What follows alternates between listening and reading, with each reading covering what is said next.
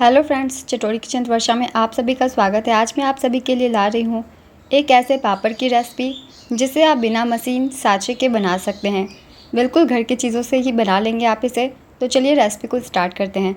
Recipe को start करने से पहले दोस्तों, अगर आप चैनल पर पहली बार आएँ तो चैनल को ज़रूर सब्सक्राइब कर लीजिएगा और साथ ही इसे लाइक और हाइप भी ज़रूर कर दीजिएगा। इस पापड़ को आप बना के 1 साल से ज़्यादा के लिए स्टोर करके रख सकते हैं और जब भी कुछ खाने का मन हो नमकीन, आप इसे बना के खा सकते हैं।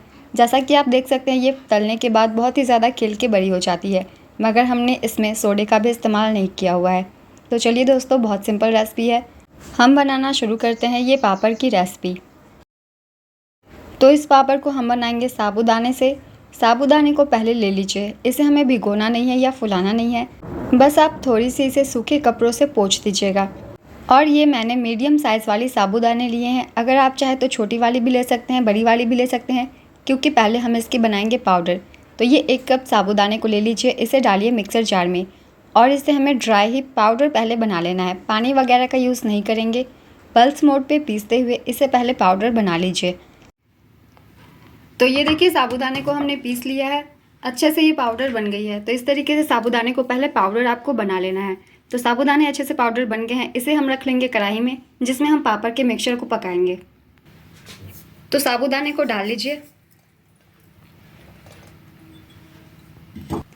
और अब हम इसमें मिक्स करेंगे पानी। तो पानी के माप को बहुत ही अच्छे से ध्यान में रखना है, तभी आपके पापड़ या चिप्स जो है अच्छे बनेंगे। तो मैंने लिया था इस कप से 1 कप साबूदाना, तो इसी कप से माप के हम डालेंगे पानी।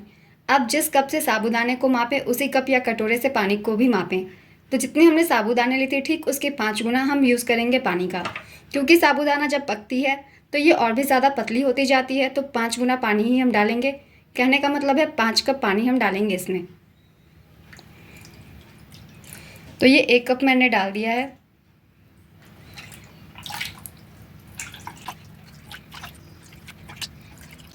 और ये पानी 5 कप हो गए कंप्लीट। अब इसे मिक्स कर दीजिए अच्छे से। तो अभी मैंने गैस को ऑन नहीं किया है। पहले इसे हमें ठंडे पानी में मिक्स कर लेना है, इसके बाद गैस को ऑन करना है। तो एक विस्कर से इसे अच्छे से मिक्स कर लीजिए पानी में। तो ये देखिए, हमने इसे मिक्स कर लिया है। अब चलिए हम गैस को ऑन करते हैं। तो जब इस तरीके से पानी डाल ले, मिक्स कर ले, उसके बाद ही हम गैस को ऑन करेंगे। तो गैस को हमने ऑन कर दिया है और मीडियम फ्लेम पे अब हमें इसे पकाना है। तो साबूदाने को मीडियम फ्लेम पे पका लीजिए, मगर इसे हमें लगातार ही चलाते हुए रहना है इस तरीके से, ताकि इसमें गुठलियाँ ना पड़ जाए, क्योंकि साबूदाना बहुत ही जल्दी जमने लग जाती है इसलिए। तो लगातार इसे इस तरीके से मिक्स करते हुए पका लीजिए। इसे छोड़ना बिल्कुल भी नहीं है, इसे हमें लगातार ही चलाते हुए रहना है। तो ये देखिए, साबूदाना जो है थोड़ी थिक हो गई है। तो इसमें हमें 1 कप पानी और डालना होगा, क्योंकि साबूदाने को अगर आप अच्छे से नहीं पकाएंगे तो चिप्स और पापड़ जो है आपके दांतों में चिपकेगी, फिर ये अच्छे से पकेगी नहीं। तो 1 कप पानी हम और डाल रहे हैं। तो कप या कटोरी वही इस्तेमाल करेंगे जो हमने साबूदाना मापा था। तो 1 कप मैंने और डाल दिया है और फिर से इसे मिक्स कर दिया है। टोटल मैंने अभी तक 6 कप पानी डाली है 1 कप साबूदाने के लिए। और फिर से इसे हमें लगातार चलाते हुए मिक्स करना है। इस स्टेज पे हम इसमें डाल देते हैं नमक। नमक थोड़ी कम ही डालेंगे, क्योंकि चिप्स या पापड़ सूखते हैं तो वो और ज़्यादा नमकीन हो जाते हैं। तो थोड़ी सी स्वाद से कम ही नमक डालें। और इसमें हमें अब कुछ भी सोडा वगैरह डालने की ज़रूरत नहीं है। मैं सिंपल वाली बना रही हूँ, तो मैंने सिर्फ नमक ही डाला है। आप चाहे तो यहाँ चिली फ्लेक्स या फिर जीरा ये सब भी ऐड कर सकते हैं। तो इसे लगातार चलाते हुए मिक्स कर दीजिए और फिर से इसे हमें पकाना है कम से कम 10 मिनट तक। और अभी मैंने गैस का फ्लेम लो कर दिया है, क्योंकि ये बैटर जो है वो थिक हो गई है इसलिए। तो ये देखिए, साबूदाना जो है पकने लग गई है। अब आपको ये मिक्सचर थोड़ी ट्रांसलूसेंट दिख रही होगी। तो साबूदाना जब पकने लग जाते हैं तो इसी तरीके से ये ट्रांसलूसेंट हो जाते हैं, ये देखिए। और अब ये थोड़ी थोड़ी गाढ़ी भी हो गई है। तो अब मुश्किल से हमें 5 मिनट इसे लो फ्लेम पे और पकाना है। इसके बाद हमारी मिक्सचर जो है बिल्कुल तैयार हो जाएगी। मैंने अभी तक इसे 10 मिनट तक पकाया है। शुरुआत में मैंने गैस का फ्लेम हाई रखा था, मगर जब एक बॉयल इसमें आ जाती है तो गैस का फ्लेम लो कर दीजिएगा, वरना ये चिपकने लग जाएगी। मगर इसे चलाना एक बार भी मैंने बंद नहीं किया है। कंटिन्यूअसली आपको इसे चलाते हुए रहना है। और इसे बनाने के लिए आप कोशिश करें थोड़ी भारी तले की कढ़ाई लेने की, और इसे लगातार चलाते रहिए। तो कम से कम 5 मिनट लो फ्लेम पे इसे हम और पका लेंगे। तो ये देखिए 5 मिनट मैंने साबूदाने को और लो फ्लेम पे पका लिया है और आपको अब ये हल्की हल्की सी लग रही होगी कि ये सतह पे बैठने लग गई है। इसका मतलब ये अच्छे से पक गई है। मगर देखिए जैसे ही साबूदाना पकते जाते हैं तो इस तरीके से ये पतले होते जाते हैं। मगर आप गैस को ऑफ करके रखेंगे तो ये थोड़ी सी गाढ़ी और हो जाएगी, मगर ये अब पक गई है। इससे ज़्यादा अगर हम पकाएंगे तो साबूदाना जल जाएगी सतह पे बैठ बैठ के। तो मैंने इसे कम से कम 20 मिनट पकाए होंगे लगातार चलाते हुए। तो 20 मिनट में ये मिक्सचर अच्छे से पक गई है। अब गैस को कर दीजिए ऑफ और इसे पहले गुनगुना होने दीजिए। गर्मा गर्म ही नहीं बनाएंगे, पहले ये थोड़ी सी गुनगुनी हो जाएगी, इसके बाद हम पापड़ बनाना शुरू करेंगे। तो देखिए साबूदाना अच्छे से ठंडी हो गई है और देखिए जब ये ठंडी होती है तो ये इस तरीके से ये गाढ़ी हो जाती है। जब ये ठंडी हो तब आप बीच बीच में इसे मिक्स करते हुए रहिएगा, वरना ये जमी जमी सी हो जाएगी। तो इस तरीके से बीच बीच में मैंने इसे अच्छे से मिक्स किया है, इसलिए इसमें गुठलियाँ नहीं है। अगर आप इसे छोड़ देते हैं तो गुठलियाँ पड़ जाती है साबूदाने में। तो इस तरीके से जब ठंडी होने लग जाए तो बीच बीच में आप इसे मिक्स कर दीजिएगा ताकि ये मिक्सचर जो है स्मूथ रहे, तभी अच्छे से गिरेगी कोन के अंदर से। अब हम इसे भरेंगे कोन में। तो ये देखिए बिल्कुल अच्छे से ट्रांसपेरेंट है हमारी मिक्सचर, इसमें कहीं भी लम्स वगैरह नहीं है। तो इस तरीके से मिक्सचर को पहले आपको तैयार कर लेनी है। तो आप चाहे तो इस मिक्सचर से पापड़ भी बना सकते हैं। मैं इसे दे रही हूँ चकली का शेप, तो जिसके लिए मैंने ले लिया ये प्लास्टिक। आप चाहे तो नमक की पैकेट भी ले सकते हैं, कोई भी कोन भी ले सकते हैं, या फिर आप दूध की पैकेट भी ले सकते हैं जिसकी सरफेस इस तरीके से हो। तो मेरे पास ये प्लास्टिक है तो मैं इसमें डाल लेती हूँ। आप सिंपली पापड़ भी इससे बना सकते हैं। अगर आपके पास प्लास्टिक वाली सुविधा नहीं है या आप नहीं चाहते, जल्दी बनाना चाहते हैं, तो आप चिप्स पापड़ का भी शेप इसे दे सकते हैं। मगर मैं इसे चकली के शेप में बना रही हूँ इसलिए मैं इसे इसमें डाल दूँगी। तो इस मिक्सचर को ले लीजिए और इसमें हम डाल देंगे।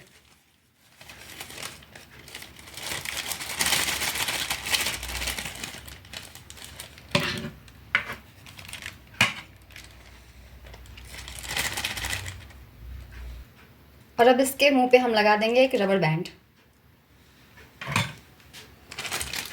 या आप सिंपली चाहे तो इस तरीके से भी इसे बना सकते हैं।